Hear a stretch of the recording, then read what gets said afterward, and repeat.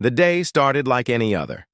James, a quiet and introspective man, woke up early, laced his shoes, and set out for his usual morning jog through the fog-laden streets of his neighborhood. The air was crisp, and the distant hum of the city, waking up, provided a rhythmic backdrop to his steady breaths. As he turned onto a narrow alley, something felt off. The usual stillness was disrupted by a faint rustling ahead. James slowed his pace. A shadow moved near the dumpster. His pulse quickened. Was it a stray animal? A homeless person? He hesitated, but curiosity got the better of him. He inched forward. That's when he saw it. A pair of glinting eyes staring at him from the darkness. A shiver ran down his spine.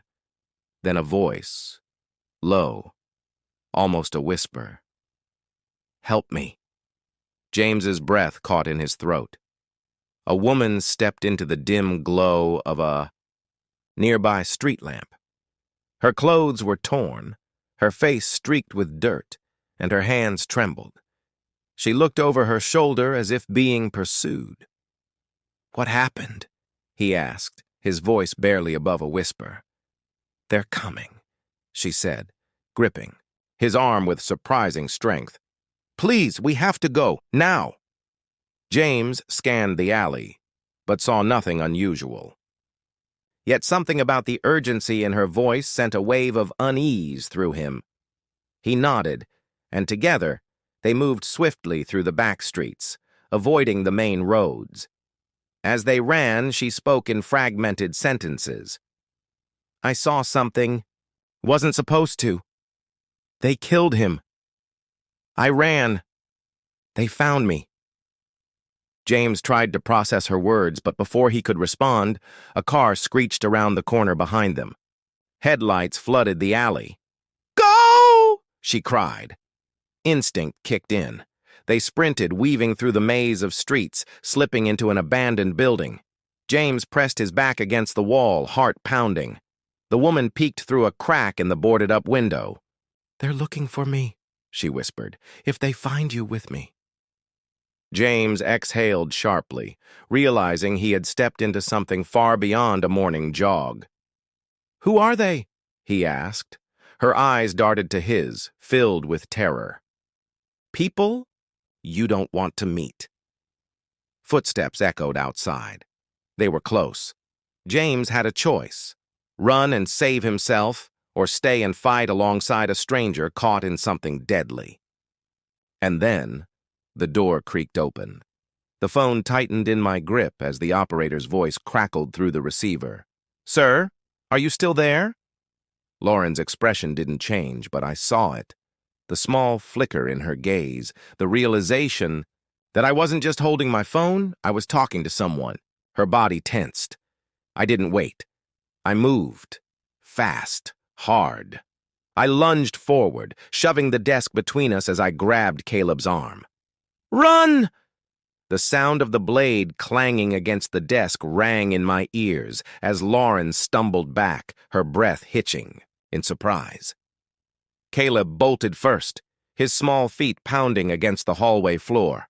I followed, adrenaline surging, forcing my body forward despite the dizziness still clinging to my limbs. Behind us, Lauren recovered quickly. Her footsteps slammed against the hardwood as she chased us down the hall. She was fast. Too fast. I barely made it past the dining room before I felt her fingers claw at the back of my shirt. She yanked. Hard. I twisted, knocking her arm away just as she swung the knife again, the blade missing my side by inches. "Caleb, go to the front door," I yelled. He obeyed without hesitation. I heard the scramble of his sneakers against the floor, the desperate click of the lock as he fumbled with the handle. Lauren's attention flicked toward him, just for a second. It was enough. I grabbed her wrist, twisting sharply.